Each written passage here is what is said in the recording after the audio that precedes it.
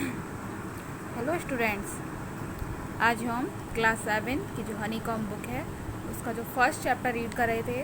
जो first chapter है जिसका नेम है 3 क्वेश्चंस। उस चैप्टर की हमने रीडिंग की थी और वो चैप्टर हमने यहाँ तक कंप्लीट किया था, यहाँ तक हमने पढ़ लिया था। आज हम जो बाकी का जो चैप्टर रह गया है उसको रीड करेंगे। ओके, सो आप लोग अपनी अपनी बुक्स निकाल लीजिए और हम पढ़ना स्टार्ट करते हैं। ओके, कल जो हमने स्टोरी पढ़ी थी उसमें हमने देखा था कि राजा ने जब उस व्यक्ति की हेल्प की और उसके बाद जब राजा जो है अपने महल वापस जा रहा होता है तो जो लास्ट टाइम वो सन्यासी से मिलने आता है और उससे बोलता है कि क्या है, अगर आपके पास मेरे सवालों के जवाब हैं तो आप मेरे सवालों के जवाब दे दीजिए। तो जो हर्मिट थे तो उन्होंने क्या कहा कि तुम्हें तो तुम्हारे सवालों के आंसर पहले ही मिल चुके हैं।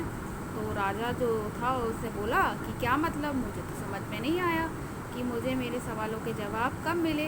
तो आइए हम देखते हैं इसको स्टोरी को आगे क्या होता है। Do you not see, replied the hermit, if you had not pitied me by weakness yesterday and had not dug these beds for me, you would have gone away, then that man would have attacked you and you would have visited you and stayed with me।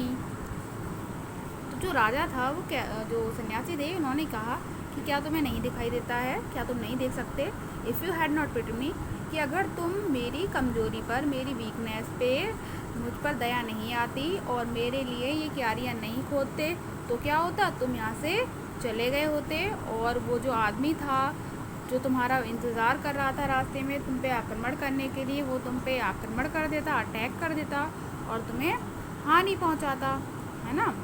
So then that man would have attacked you, you would have wish you had stayed with me. तो तुम्हारी क्या इच्छा हुई यहाँ रुकने की मेरे साथ, तो तुम रुक गए, और अगर तुम नहीं रुकते, तुम यहाँ से चले जाते तो वो जो आदमी था रास्ते में तुम पर अटैक कर देता, जिससे क्या होती, तुम्हें हानि पहुँचती। ओके, आगे देखते हैं हम। So the most important time was when you were doing the weights and I was the most important man and to do me good was your most important business.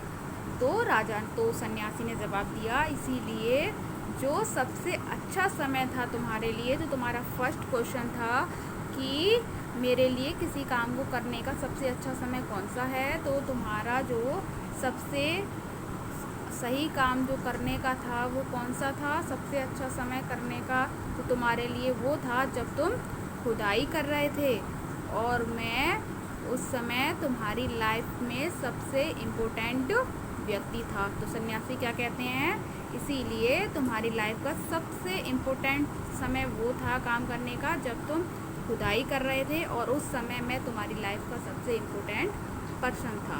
Okay, and to do me good was your most important business, और तुमने मेरी help करके मेरे लिए जो कुछ भी किया वो तुम्हारे लिए सबसे ज़रूरी काम था।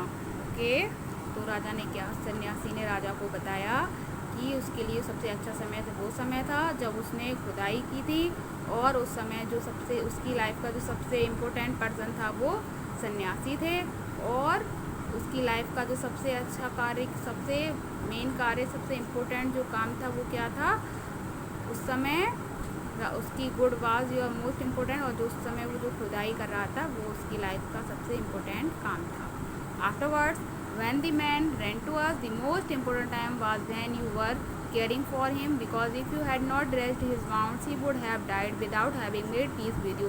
So he was the most important man and what you did for him was your most important business।